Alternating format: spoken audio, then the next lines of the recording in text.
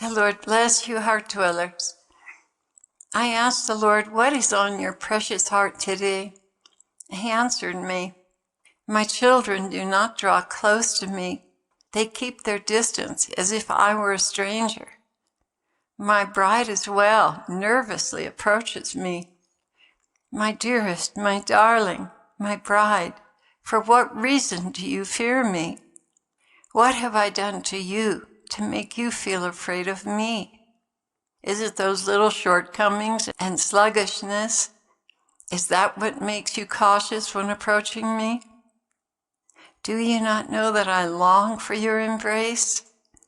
Yes, I see that you struggle with being lazy, but understand, all of you are under tremendous oppression to dampen your spirits and make you lethargic. This is what the enemy has sown in my precious gardens. I'm well aware of all the forces aligned against you. And do you for one moment think I am lacking in compassion? Surely not. Why? Because I know your hearts, and your hearts are for me. I want to say that we've been a little lazy in spiritual warfare, but that's changing. He continued, you have made the decision not to allow anything in this world to come between us. I know this is your heart, but when you are least expecting it or lose your vigilance over yourself, the enemy takes real advantage of your weaknesses and lapses. Understand that I sympathize with you and am constantly alerting you to the condition of your soul so that you might counteract it. Please pay attention to that. What does Satan feel like? What kind of environment does he feel like? Hopelessness, despair, lukewarmness, restlessness, antagonism, impatience, scrutinizing the faults and shortcomings of others, wanting to withdraw and indulge in your candy, videos, food, etc. When you begin to feel a strong draw to these things, ask yourself, where are you stuck? Because it is only when you are bored or feel overwhelmed that you reach out to those things. Rather than that, take stock of what's troubling you and apply the remedies you've been taught. On that note, that's exactly what happened to me last night. I wanted a distraction, and the Lord helped me recognize it. So instead of giving in, I pressed in, and a very sweet sound came forth, very sweet melody, and patch on my keyboard. Understand that it is when you are very near a breakthrough, dear ones, that the enemy tries to make you tired and quit. Or he will try to distract you with a phone call or organizing project. These are his tactics to snag you away from what you're supposed to be doing. You know, someone will show up at the door and have a problem, or one of your pets will get sick. I mean, the ways that Satan takes us off track are numerous. The Lord continued, you can put your foot down and refuse to follow his nefarious suggestions, or you can reason your way through it.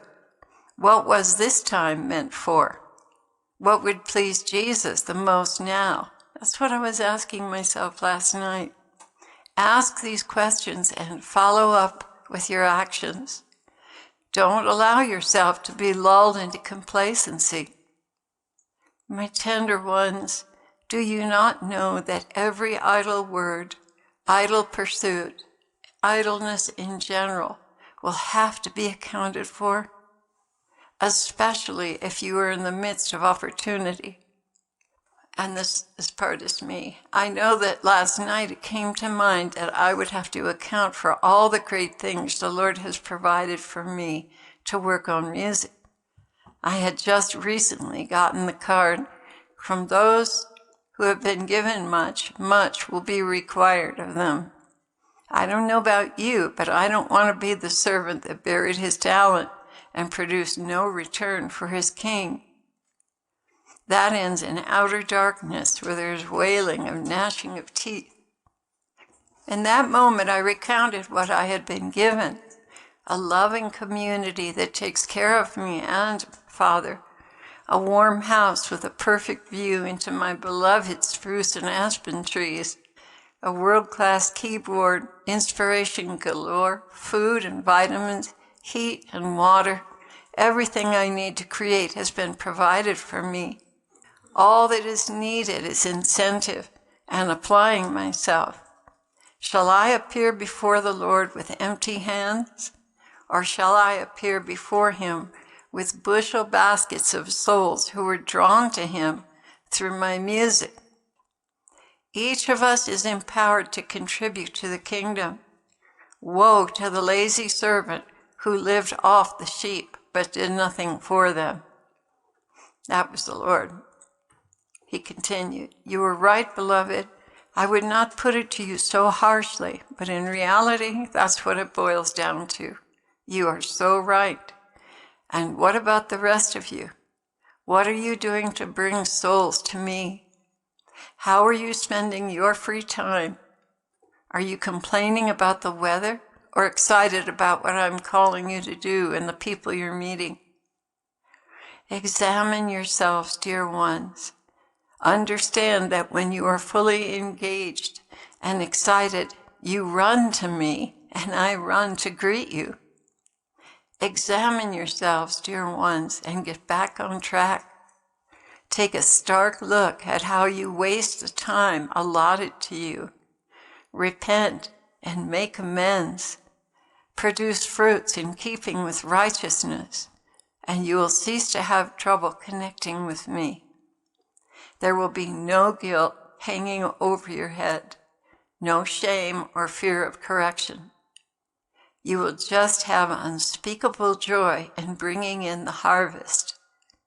Come now, turn this dead time into life and receive my joy."